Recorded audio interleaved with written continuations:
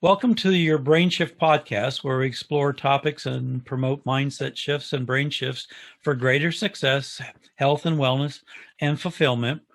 I'm Keith Engelhardt, and I'm chatting today with Lynette Davis, a wellness advocate and the author of Success to Die For, breaking down assumptions about anxiety, depression, and suicide and their impact on businesswomen.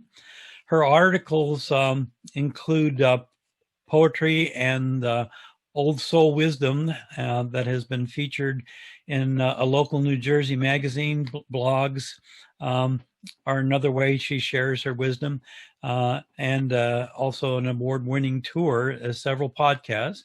She's created the Love Yourself, Love Your Business initiative to get business owners, entrepreneurs, and professionals mindful about their mental health and the activity engaged in wholehearted activities that foster wellness in and out of the workplace, and giving our challenging times all those skills and that knowledge and wisdom is certainly worth sharing. So welcome to the Your Brain Shift podcast, Lynette. Thank you so much, Keith. It's so delightful to be here and to connect with you again.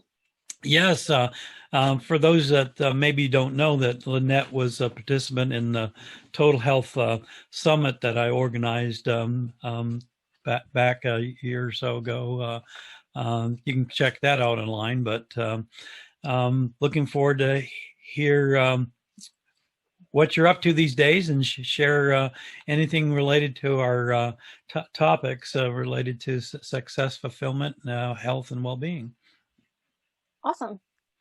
Yeah. So how did you begin your journey into your current endeavor? Yeah.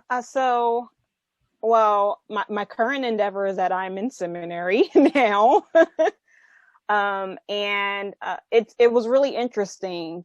The more that I looked into some, I would say, old school methods of mental health and healing, the more I saw a connection between spirituality and mental health for a lot of people. Mm-hmm. And I kind of wanted to further enlighten that aspect of myself. As a peer advocate, I go deeply into these clinically based models of mental health that teach you different methods that really center on this, I wouldn't say limited view, because the model is typically holistic. But even though they say holistic, most of the time it's focused on things that aren't centered around the spiritual aspect. And so I wanted to just kind of bring that back into this realm so that my entire vision of what mental health and wellness could look like would include a spiritual component, as it should have been in the first place. Yeah, because we have 3 layers or aspects, however you want to characterize it, as humans: body, mind, and spirit, and it's all interconnected. One gets out of balance and impacts the other. And as you mentioned, sometimes the models or containers that we create around a particular focus of mental health, stress, or whatever, reduction, doesn't always look at that systemic connection and the pieces, and how that it's all integral and necessary for balance and becoming all that we can be.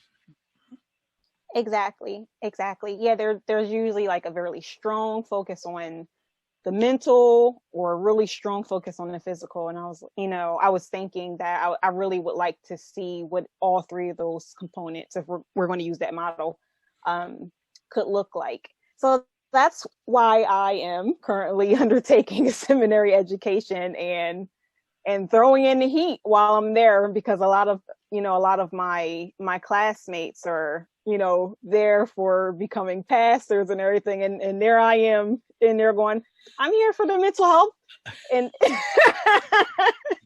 here for the mental health stuff.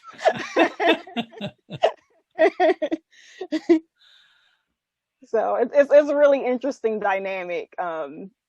Yeah, it's a very, very interesting dynamic. But I'm really glad to be there. I think there's a good balance that happens there in my place, because I get to influence these leaders who are going to be in charge of faith-based organizations and movements, and to kind of be able to get there before they even launch their endeavors and talk about the importance of mental health for their leadership. Yeah. It's still basically a part of my mission, really working to establish a foundation for mental health awareness for people in leadership positions who are going to be the ones hiring and bringing on managers. So if they are getting these things established from the door while they're in school through my lone wolf influence, then I'm really happy about that, really happy about being a part of their ultimate vision for organization that's spiritually healthy, but also mentally healthy and physically healthy as well. Yeah, which is important to have those nudges from alternate viewpoints, because no matter what discipline we explore and get trained, they tend to be containers, and even there's a culture around them, and they don't often look for outside influence or even insights, knowledge, and so forth. You can pick any professional discipline, whether you go down the path of being a doctor, lawyer, an engineer, whatever. There's a paradigm of knowledge that, people are kind of guided through, and it doesn't always. One of my blessings is I didn't get my formal higher education until later in life, and I had a chance to somewhat be buffeted or through different professions, different disciplines, and even from a personal experience, I was born in Canada, and culture and influence there is quite different than the States, even though there's a lot of commonalities, and that was at the time I felt stressed by it, because we were always moving around in a totally strange place, moving from Southern Ontario to Charlotte, North Carolina area is like a different planet. But having had those influences, it opened up my perception to that there are different ways of doing things, different influences, different models of thinking, etc. So like you, sometimes I'm the odd personality in some paradigms. But I see it as an opportunity to be a little bit of a Cheshire cat and, plant this little seed work and, blossom and grow, or nudge people into opening up their worldview a little bit. Exactly. I did not know you were from Canada. So fun fact is I wanted to move to Canada for like the longest time, like since I was a little girl. Yeah, I was born in Windsor, Ontario, and moved to the States. And when I was 14, my family immigrated there because Dad had a job opportunity that took us south to the States. Awesome. So I've had exposure to both, systems, so to speak, and even within the United States, you can go just about anywhere, and you're going to find a different culture, a different system. Even though we do share a lot of values, more universally as a nation and so forth, but we're different in a lot of ways. That's very true. Me, I'm coming from New Jersey, and my seminary is in Indiana. Completely different worlds. I had culture shock.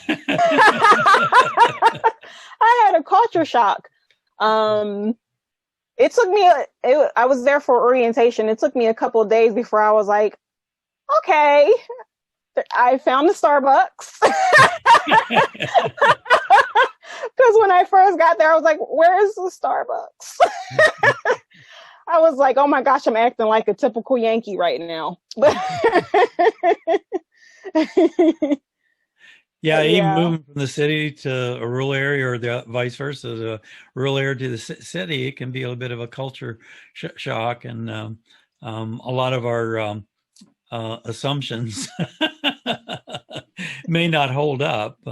Um, Yes, very true. I mean, I was really lucky because the area that I was in, it was basically a college kind of town. There's three colleges right there, a big main college, a Quaker seminary, which is where I'm at, mhm. and a Brethren seminary, which is literally on the same, they share the same campus.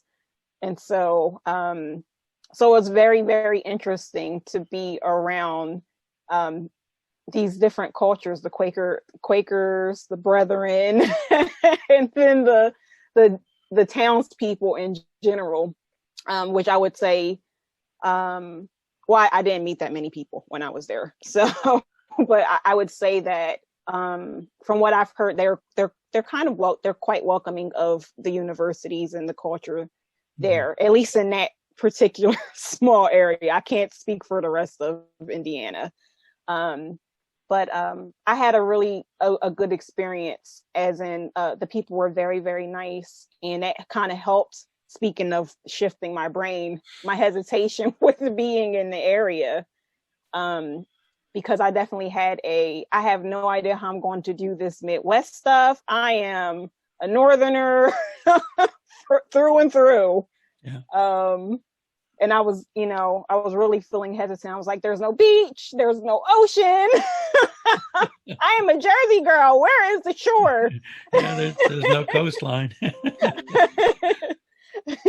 So, even just for that brief moment, and right now because of COVID, I'm home, but I do have to report back to the campus for my last year for residential. Mhm. But I thought about how just switching locations could really affect you, especially as when you're a new student. And I thought about the undergraduate students and how hard that is probably for them to leave their home and try this beginning of a new life in a completely different town and area, especially the international students, which there are quite a few international students there, and how they're leaving their home and their family to get an education in hopes that they can provide a better life for their families. Mhm. So those dynamics are really, really interesting, and it takes some getting used to. Absolutely. And I resonate with that at so many levels because my own journey to where I currently am, and then my family's journey to all the way back to my grandparents. My grandfather on my dad's side was abducted at the beginning of World War One by the Germans at the age of 14 and served captive on a train that went all the way up through Germany, Siberia, down through Persia, which is now Iraq, Iran, and was basically captive as a butcher's assistant, serving the troops and feeding them. Got back to Poland. There wasn't much left after the war. Tried to start a young family. Got married, had a couple kids, and my dad was, I think, 6 months old at the time. They decided to just pack whatever belongings they had into a couple trunks and immigrate to Canada. Landed at Halifax. Back then, they just shipped you wherever there was work, and that happened to be out in the middle of Manitoba. They were building a paper mill in a small town called Pine Falls along the Winnipeg River, and that's where there was employment. Had no knowledge of the culture, couldn't speak the language, and started a life from scratch. Survived that ordeal, survived the Spanish flu, the Great Depression, World War II, and all these transitions and challenges in life. And my own personal background, I can look backwards until I graduated high school. I counted how many different places we lived, and we moved about every 1.5 years. I was always, the new kid on the block and the new place, and the cultural shift from like Southern Ontario to, the deep South in the late 60s, 1968, during all the racial upheaval and the Vietnam War, everything else. So I can relate to that, transplanting to, totally new to environment. And having to either had the resilience or developed the resilience to move through those challenges and benefit from those experiences. Yeah, I would say so. I mean, when you have such an adventure like that, I would say it definitely helps to prepare you for the times which we are living right now. Mm-hmm. Whereas I would say that, well, you know, I can't speak for the international students because they're coming from places where they have seen some things that a lot of us Americans have not seen. I won't speak for everybody because I don't come from a wealthy or even middle class upbringing myself. I come from a very poor urban lifestyle that I had to essentially crawl out of. Mm-hmm. But I could never imagine the journey and adventure of what it took for some of the other students that I've met. You know, I've met students that came from Israel or Israel and different parts of Africa, Mexico, and surprisingly, no Canadians. Well, the border's kind of shut off at the moment. at the moment, yeah. At the moment. Nobody going one way or the other. Yeah, our international students got in right before all of that. So it's going to be really interesting to see what happens this semester. But just everybody has such a dynamic story. And you know, all these stories matter. They help bring and make meaning to our lives. Mm-hmm. And information or knowledge without meaning is useless. Exactly. So, you know, I learned some interesting things about you just in this short time frame. You know, I think that when we have intergenerational conversations such as this, for both generations to be able to sit down and hear each other's stories and be able to learn and see what you can gain from the wisdom that has already been earned the hard way, and enlighten one another. I think that's a really fortunate thing to do. And I think that there aren't enough times where we can do things like this, or we're not making enough. So my perception and reactance to certain triggers that people experience in modern life. I can share a story of being in a takeout pizza place a few years back, and walked in. This woman was just raising all kinds of cane because her pizza wasn't ready when she walked up to the counter. She had pre-ordered on the phone or whatever and was expected to walk in and walk out with it, but she was making not only the person behind the counter's life miserable, but everybody that was in the restaurant, because she was just in her high chair beating her spoon because she had to wait. The pizza wasn't ready. So sometimes I will give people a nudge to maybe shift their perception a little bit. So I mentioned that 1/3 of the planet doesn't know on a daily basis where their next bowl of rice is coming from. And here you have not only a wealth of options of which pizza you order from this one place, but also probably a couple of dozen different pizza joints within a 5-10 mile radius of where she was. And yet that was her crisis for the day, was waiting a few minutes longer to get a pizza. Having known what my ancestors went through, in the grand scheme of things, that little bit of wait or pause is pretty insignificant compared to the challenges that other human beings face on the planet at any given moment. And it illustrates how much of our stress that we create in modern times has nothing to do with exterior challenge. It has to do with what's going on between the ears. Yeah. I would say that that's definitely a huge part of it, and just also cultural upbringing. When you're raised in a culture that teaches you only, I like a term that I heard a long time ago, this microwave society. That's an interesting label. Yeah. I connect instant this, instant that, instant burgers, instant soup, instant food. Yeah. Yeah. When you're raised in that, and you come from another generation or a culture, where can I just get a bowl of rice? It seems so far-fetched. And I've been around people who would typically say, I just want people to be able to travel at least one time, so that you can get this other perspective. And I said, that's a nice notion.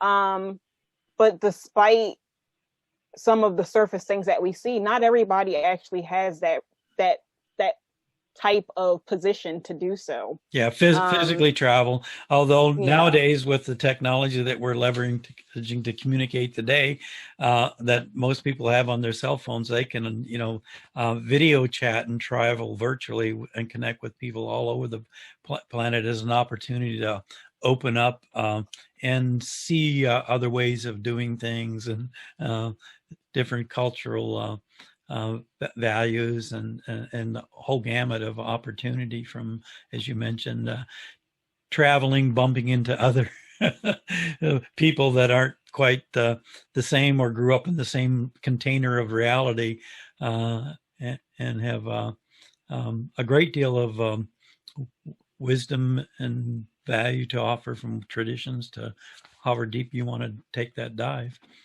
Yeah, that's very true. That's very true. Although, as a caveat, and I wouldn't say this is something that's always exceptional, but I networked with a gentleman who's here in New Jersey. He works down in South Jersey, which is very rural.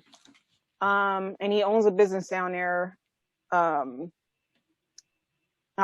trying to remember what, I don't want to say too much about it. He has several businesses actually, and a nonprofit that basically helps to bring in the food from the shore areas and everything like that. And he was telling me that in those areas down in New Jersey, in my head, I was like, New Jersey? They don't have reception. He's been arguing and fighting. Right. Yeah. There's the digital divide.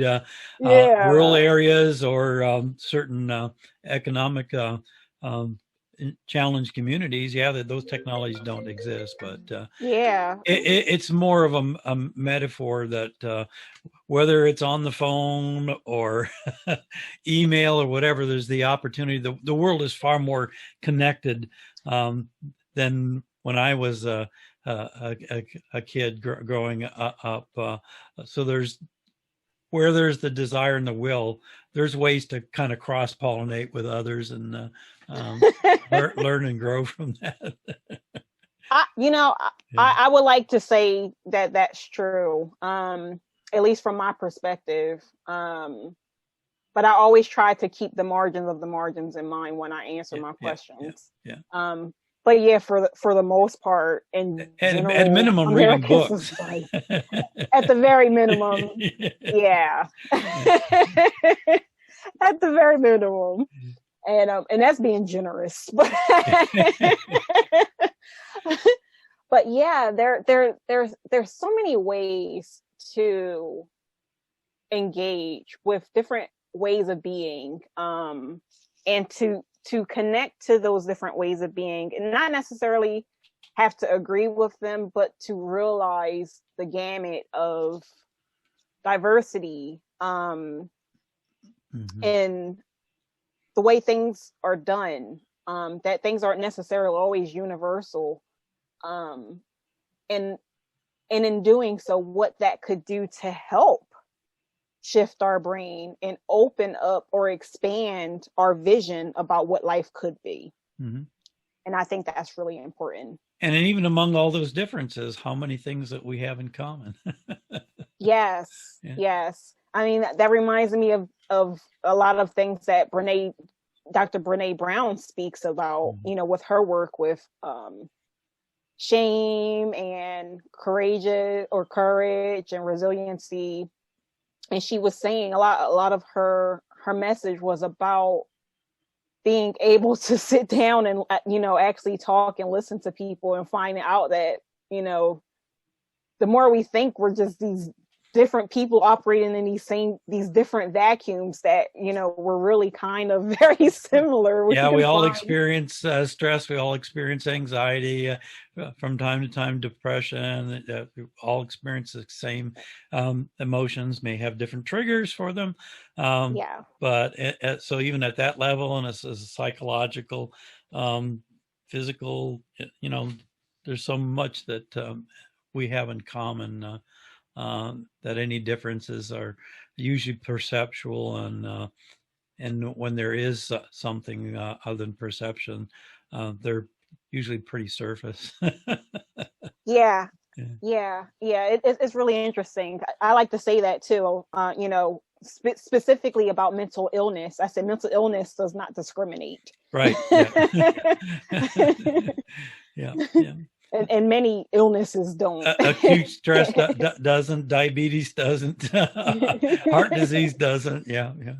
Exactly. You know, so I mean, those aren't the things you really want to bond over. Oh, hey, right. But, diabetes, me too. But yeah. So I think, to your point, you know, having exposure to these things, one, could help us be a little bit more patient with things.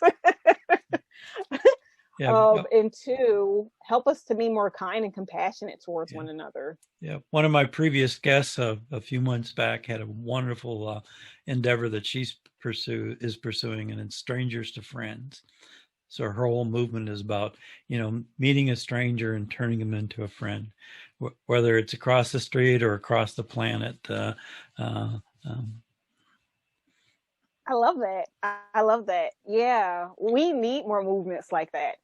I'm wondering how that you know looks in times of pandemic. Well, she's having to shift and do things a little bit more virtually versus the physical events and workshops that she would have around that, or the travel involved of, you know, when you transplant yourself to Australia, everybody's pretty much going to be a stranger, and, you know, the opportunity to turn them into friends or whatever. But there's ways to still facilitate that until we weather our way out of this current challenge. Yeah, I mean, you know, I'm optimistic that we will. You know, before we started, you know, we were talking about resiliency, that's both learned and biological as well. So I believe in humanity enough that we will. And there's already other countries that are not getting much mention in the media, who are, you know, doing pretty well, actually. With related to the pandemic, New Zealand for one, they're back to normal and have been for a while because of the choices they made early on in the adventure. Yeah, exactly. So, I mean, just seeing, you know, somebody out there in the world doing better, I hope encourages other people to do better. Mm-hmm. You know, we can all do better. We can all evolve. That's my fundamental value, is to evolve as a human being, develop my highest potential. And I hope to encourage others to do the same, or assist them in that process. Because ultimately, I think that's why we're here, to evolve, you know, physically, mentally, spiritually. You pick your layer.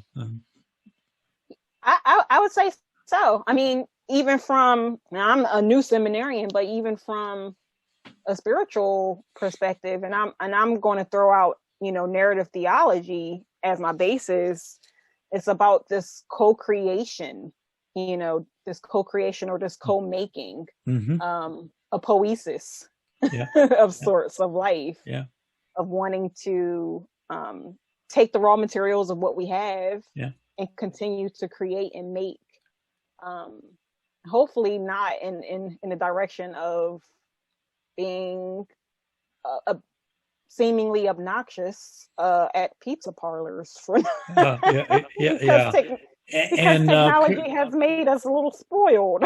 right, and create more than what we came into the world with. If you look at all of nature, um, a seed of any kind bears fruit that is in far greater abundance than what it started with. And most things in nature have a somewhat of a upper limit. One of the yogis that I follow shares this insight. So a cat will always be a cat. A dog will always be a dog. Yeah, they do evolve and they do change according to their environment to survive and so forth. But what differentiates us, as far as we know, from the animal kingdom or the rest of nature, plants and animals, is we have no upper limit. Mm. That if you look how we have evolved from having to forage through the jungle or woods, whatever environment in nature to seek shelter, food, and so forth, to where we are now able to build buildings that shelter us, economic systems, build probes that go out to the far reaches of the universe to attempt to understand it more completely. No other animal in nature has been able to do that because of those, a little bit more stronger containers. And one of the missed opportunities of human potential, and one of our greatest shortcomings, is to not co-create and evolve and be all that we can be. Mm.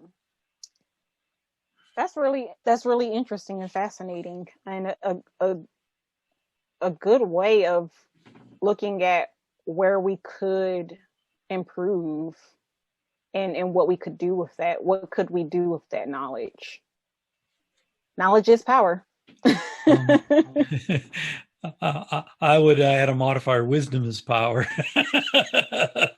because Yeah, knowledge without meaning and some wisdom around it can get us into trouble as well. But the whole point is, too many people um, are dealing with just survival, or at minimum have the survival mindset. Um, and are limited because they can't look beyond, um, you know, the day-to-day existence, and doesn't matter where you are on the social economic scale. There's still opportunities to stretch yourself, expand your horizons, and move beyond where your current reality is. And because of my studies in neuroscience, this one will shock a lot of people, but we now know that as humans, we have over 1,000 categories of consciousness, not levels of consciousness, categories. Yet most of us only experience 4: being awake, being asleep, that twilight state, kind of between being awake and sleep, and daydreaming. But the spiritual levels and other levels of consciousness that we're capable of tapping into is far greater.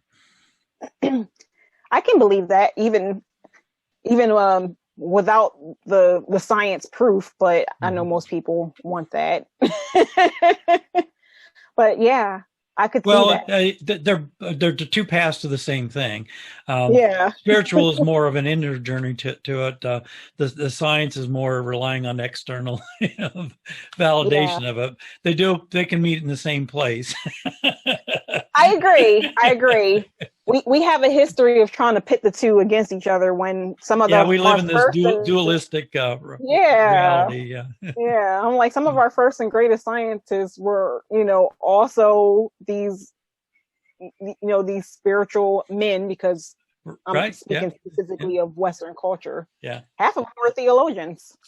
They were the ones who were controlling the sciences. Yeah. So very interesting. I enjoy actually looking at those kind of those historic And culturally, there's cultures on this planet. The Eastern traditions have explored more of an inner journey to understand some of the same things that are validated with Western science. Are just, the universe and its complexity is just so vast. It's a little bit like that story of, 10 people that are blind kind of feeling and trying to understand the elephant, that each one only has a limited perspective based on what they can, tactily feel or whatever. They're not seeing the whole elephant.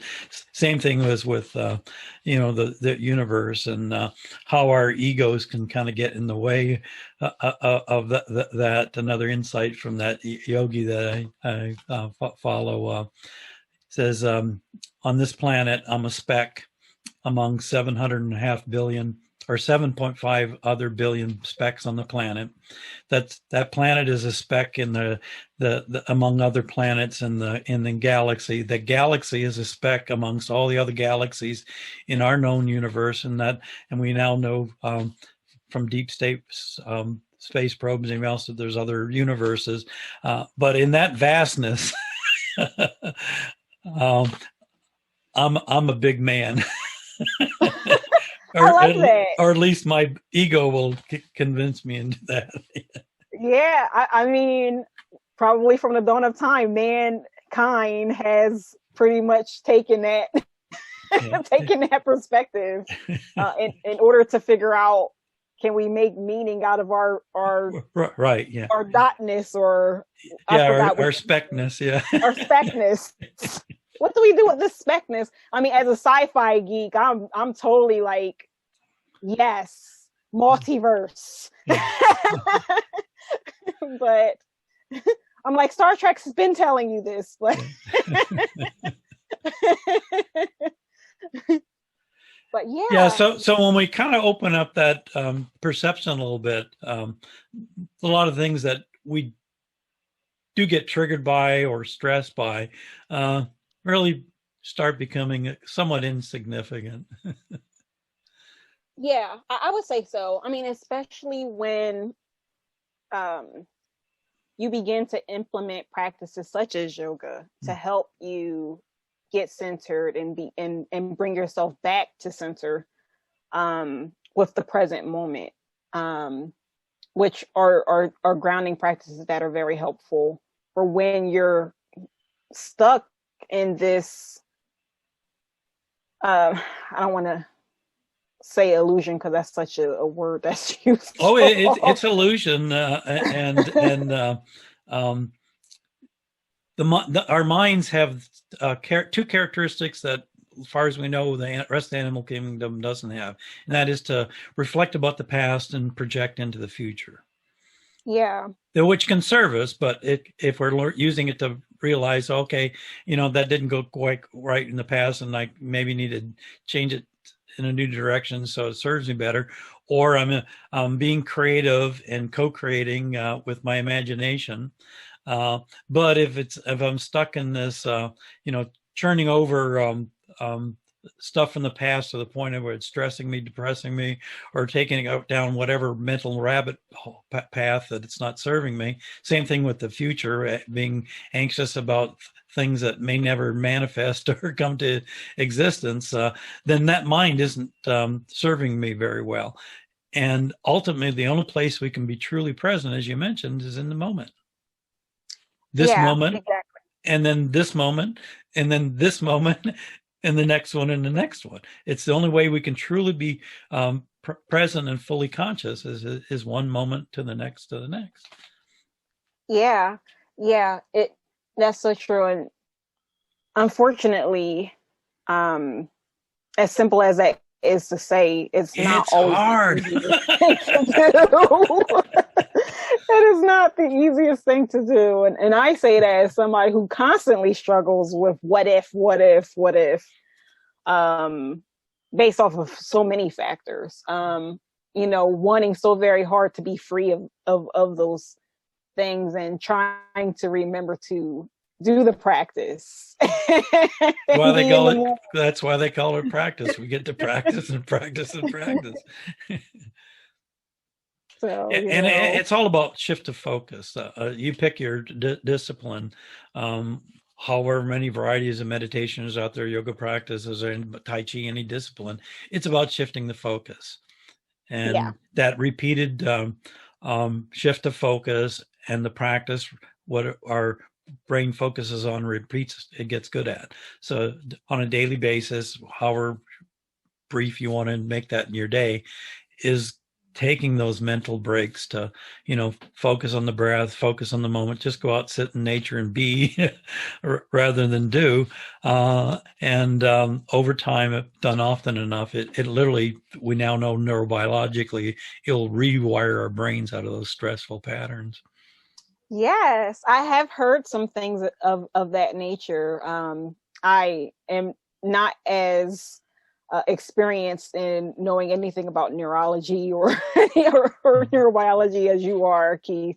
But what's interesting is they try to translate those studies into really practical resources, and you can see it in even in classical models of things like 12-step. Anything that we learned and mastered, that's where we're leveraging is the self-directed neuroplasticity of the brain. I want to learn how to ride a bicycle. I got to be consciously present, figure out the balance, the pressure on the pedals, and all those nuances. But once I repeat it often enough, the brain has got that as a semi-rigid neural pattern, and it becomes a habit and behavior that can be applied to anything in life, whether we want to be more spiritual, whether we want to reduce our stress, improve our mental health, whatever. It's just a matter of knowing our inner engineering and how to leverage it.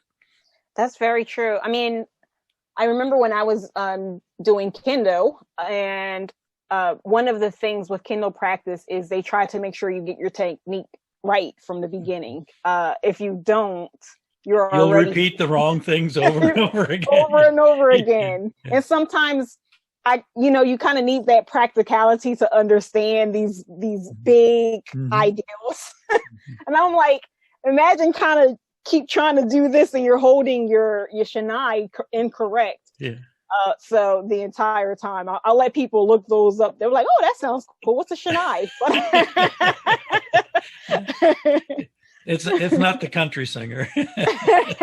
No. That's Shania. That's Shania. And I love her voice, by the way.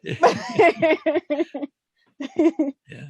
But yeah, it's all really interesting and also very practical. It's not so far-fetched that it's not practical. It's something anybody can do. Is okay, I want to accomplish this. First thing is to shrink the change, make the step small enough, or what I'm trying to master small enough that I'm not going to give up on it, and then just repeat it often enough where it becomes a habit. Yes, exactly. And I mean, and that's another conversation, that I've seen taking place. How do people change their habits based off of their personality types? And what are the best methods for that? And what motivates people to do that? And I'm like, we've been asking those questions for years. Well, I've got a simple answer to that one. This comes from Dr. John DeMartini, who's studied behavior and how do we change behavior for over 40 plus years. And it's rooted in values. A 12-year-old that loves to play video games doesn't need to be motivated to play video games. It's something it values. Now, cleaning their room or doing the dishes, it's going to take some exterior motivation. So if we can recognize what our core values are, mine are to evolve, to teach, to learn, to troubleshoot, and to help, or problem solve and help. Don't need motivation to do any of those. Those are integrated to every activity I do every day. Now, something else that isn't quite high on that hit list, it's going to take some nudges or some discipline. Otherwise, so anytime we identify and root our root core values and are true to them, it's not only going to increase our success, but we're going to have more life fulfillment. That's an interesting take. Yeah.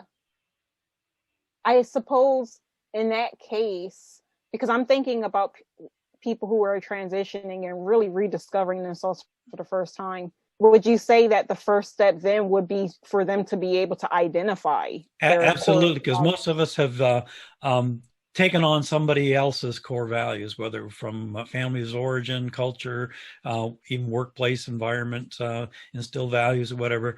And if we have to be strongly motivated or we're just plain damn miserable, it's a sign that we're incongruent with our core values. You identify those. I love Jonathan Fields' take on this. When you get up in the morning and your feet hit the floor, what is it that you cannot not do? You figure that I out and haven't get heard paid. that. You can figure that out and get paid for it. You're going to have a fulfilled, rewarding life. It's that simple. That's interesting. I have not heard Jonathan Fields' name in a while. Yeah. I have to like go back. When I got my new Mac, I lost all of my old bookmarks, and he was one of them. And Oh no. when you said his name, I was like, I used to read his stuff all the Yeah. time.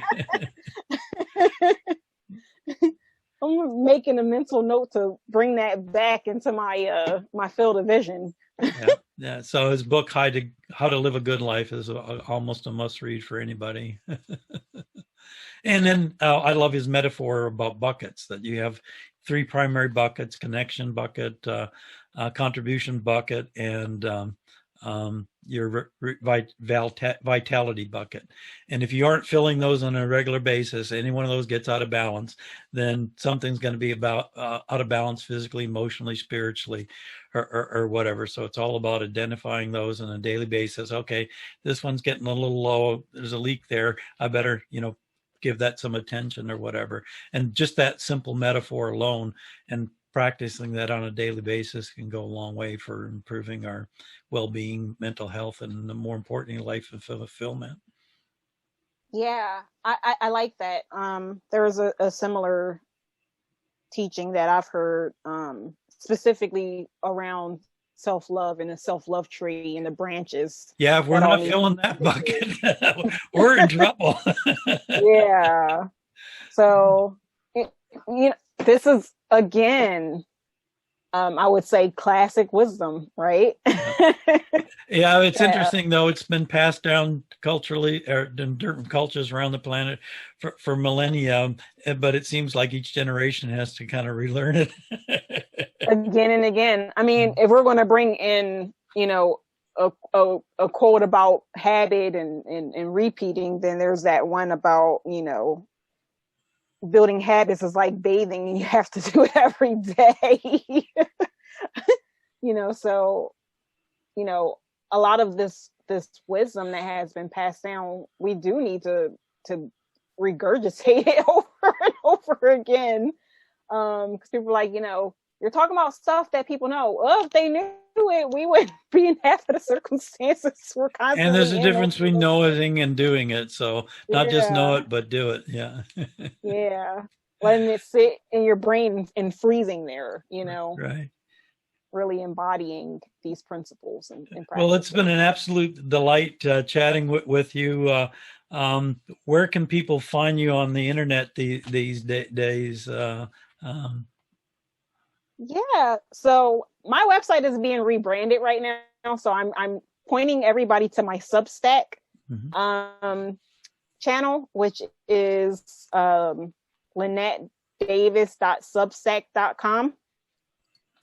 And yeah, that's where I am really hanging right now. I'm really enjoying that little platform. Okay, well, I'll encourage people to check it out. I'll include it in the podcast notes, so it's easy to link to. Well, I appreciate you joining us today and exploring a wide range of topics, all beneficial for greater success, health and wellness and fulfillment, and more importantly, those mindset and brain shifts. So look forward to connecting again soon. Thank you so much, Keith, and thank you everyone for listening.